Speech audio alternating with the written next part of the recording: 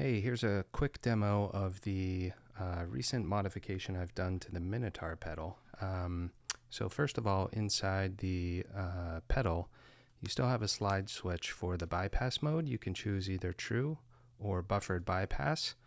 And the mode switch has been switched to a push button.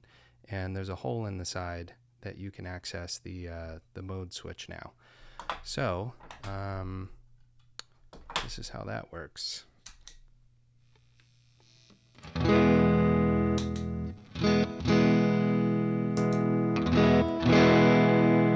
Still have the foot switch to engage and disengage the pedal. The blue light is Minotaur mode, and if I push this button, it turns red, and now we're in classic Centaur mode. Minotaur mode adds a little bit more bass and a little bit more gain with a couple of modifications in the circuit.